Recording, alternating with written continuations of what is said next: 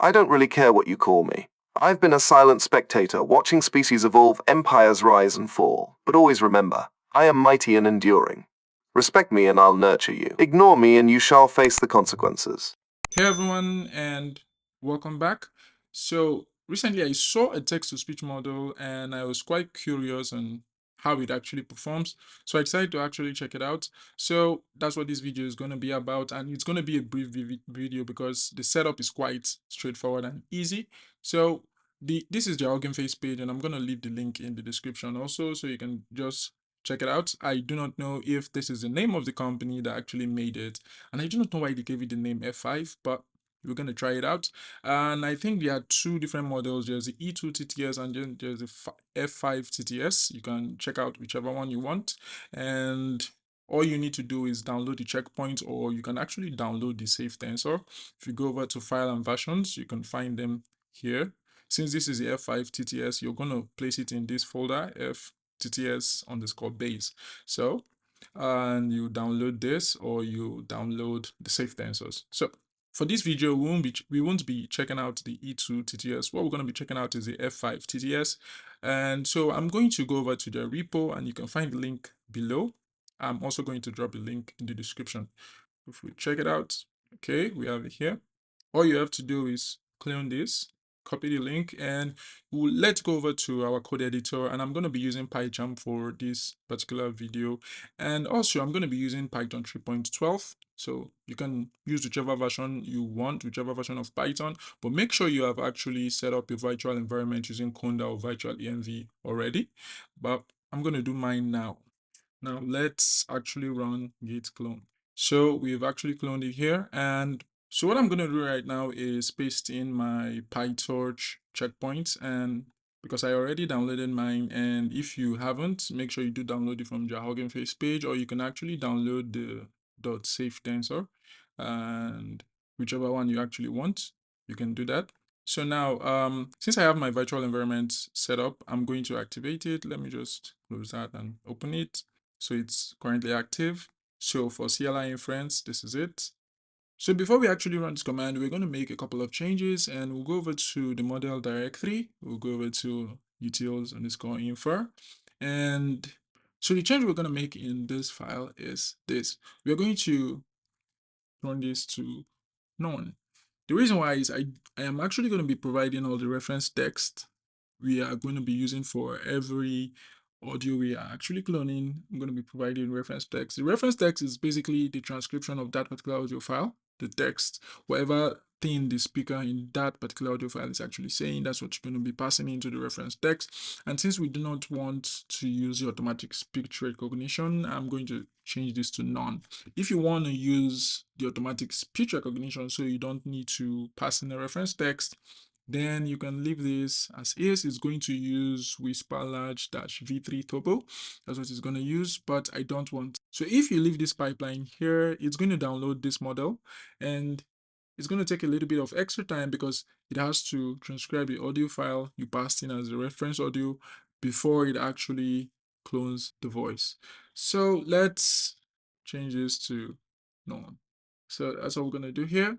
And something else we're going to do is go over to the utils.py, and we're going to add something here. We're going to add my application. The reason is we are not actually using CUDA, and you're going to run into an error if you don't actually add this here. I do not know why they didn't add it by default, but if you're not actually using CUDA, maybe you're using same PC I'm using, because I'm actually using a Macbook M1 Pro. If you're using the same PC, then make sure you do add this, since we'll be using MPS. Or if you want to use CPU, make sure you do add this also, so it can use your CPU. Now let's go back to this. Now we can actually run this, and this should work fine. But what I'm going to do is go over to Gradio underscore app, because in this video, we are also going to be checking out the web UI, because a lot of people want to use voice cloning models with a GUI or a web UI. We're going to also be trying out the Gradio underscore app. And so to be able to do this with the checkpoints which we actually downloaded here, we are going to have to make some change to Gradio underscore app. Let's copy the path. So we are going to take this off. So something to take note of is if you do not want to place your checkpoint here and run it locally, like you don't want it to be in your project directory, then you can actually ignore this step and leave it here. What it's going to do is download the safe things or download whatever checkpoints that is actually necessary to run. But since I actually placed my checkpoint here, I'm going to paste it here. So we're also going to comment this out since we are actually using just the F5 TTS. I do not know why they didn't add an if statement in this Gradio app. They should have added an if statement, so whenever you actually switch to maybe this model, it starts downloading if it's not already downloaded. So now let's run this command, and we are going to be cloning jarvis.wave, and we've passed in our reference text. That's the transcription of this particular audio file, and this is the text we want. This is what we want Jarvis to say right now. And make sure you also pass this in the checkpoint file. You specify where you placed your checkpoints. Before we actually run this command, let's go over to Finder and preview this audio file we want to clone, so you can actually hear the similarity once this is actually done cloning. Accessing alarm and interface settings. In this window, you can set up your customized greeting and alarm preferences. Okay, now we're going to run this, but another thing you should actually know is if you want to specify an output directory, then you also need to add this flag. But if you don't actually add this flag, it sets it by default, it sends it over to tests. It's going to output it here. So make sure you do pass in this if you want to specify the directory where you want the cloned voice to go. So let's hit enter. While this is running, as you can see, it actually said using NPS device, because if we go over here, this is it, it checks, and we're using NPS device. So let's wait for this to finish running. So as you can see, it actually saved it to the test directory, and let's go over there in Finder. Let's go over to the test directory, and we're going to preview this. I don't really care what you call me. I've been a silent spectator watching species evolve, empires rise and fall. But always remember, I am mighty and enduring. Respect me and I'll nurture you. Ignore me and you shall face the consequences. So as you can actually hear, it actually sounds really, really perfect. It sounds really close to Jarvis's voice. I think at 90%, it actually got it accurate. So let's go back to our code editor, and this time we're going to try out the Gradio app. So the next command we're going to run is this. So hit enter. And if you've actually made these changes I made, you should have no problem. It should just generate the local URL, and it has done that. Now let's click it. Okay, and if you look over here, we have batch TSS now, sorry, batch TTS, and you can actually add in the reference audio. You can also add in the text you want to pass to the model to generate. Now you can go over to advanced settings and you can pass in the reference text. And if you take a look at the note here, it says the reference text will be automatically transcribed to Whisper if not provided. And what we actually did earlier would not allow us to use this particular option. We've actually removed the automatic speech recognition pipeline, so it won't actually do that. So make sure you do pass in a reference text. But if you want to actually use that, then you can actually go back and add that particular code we turned to none, or you can actually undo it however you want. And this checkpoint supports English and Chinese, but you can actually try out other models that do support more languages, and I'm going to leave links in the description to videos where I actually set up fish speech and also Cozy Voice. Both support more languages. You can actually check them out.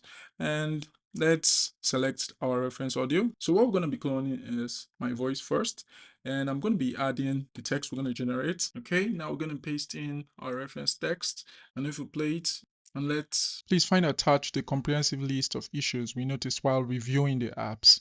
Unfortunately, some of them are connected and do not help us move to the next level to find out. Now that's what I said here, and that's where it stops. Let's synthesize. So it has actually synthesized it. Now let's play it. Hello there, my name is Austin Brain. How are you doing today? Hope you had a great weekend. Yes, I did. How are you doing also? Okay, it actually sounds a lot like me, which is nice, which is really nice. You can actually play out to the speed. You can do crossfade duration. You can just check out other stuff. You can also check out the podcast section. And over here, you're going to set the speaker name, and you can also set the second speaker name, add the reference text, and also the reference audio for each speaker. This is for the second speaker, and this is the reference text for the second speaker. And they gave an example here how the podcast script should look. And you can see you're going to specify the name and also what he's saying or what she's saying. Same thing with the second speaker. Just like that, that's how you write the script, which is really cool. And you can also try out the multi-style. You can follow the instructions here and you should be fine. Another voice we're going to be cloning is Cogman's voice. Now let's do that. So Cogman is basically a character from Transformers The Last Night. I think that's the name of that movie. So let's clone his voice. So let's actually preview it. No, he's going to die. I was making the moment more epic. Leprechauns are tiny, green, and Irish, and that is offensive. Okay, let's add a text. Okay, now let's paste in the reference text here. So now we have the reference text in. Let's synthesize. Now let's fast forward. Now let's play this. Hey there, my name is Cogman. I am the greatest Autobot of all time. Don't mention Optimus. He is nothing compared to me. Wow, that actually sounds really accurate, which is cool. You can actually play around with this. You can click on remove silence. You can do a lot of stuff, and it's definitely up to you. You can also try out the E2 TTS. Okay, that's cool. Now you can actually check that out if you like. And that's gonna be it for this video. But before we actually pack up, my final thoughts are basically simple. This is really a good model, and if you want something that's faster than cursive voice and fish speech, then you can actually go with this. But if you want support for more languages, then you should go for the others. Like I said earlier, I'm going to be dropping the links to those videos where I did set up those particular text-to-speech model. I'm going to be dropping it in the description so you can actually check them out. So in a different video, what I'm going to do is rank each and every text-to-speech model we've actually tried out on this channel. I'm going to rank them based on their performance. I'm also going to rank them on their ease to set up, and I'm also going to rank them on how fast they actually perform in Inference, or how fast they are at maybe cloning a particular voice. I'm going to also group them in the voice cloning category and also the normal text-to-speech category. So we are just going to see which one actually comes out on top. Now, that's going to be it for this video, and if you want to see that particular video I just talked about, make sure you do subscribe and hit the bell icon so you receive notifications when we release new videos, and make sure you like, share. It really helps a lot. It really does. Now, thank you for watching and have a nice one.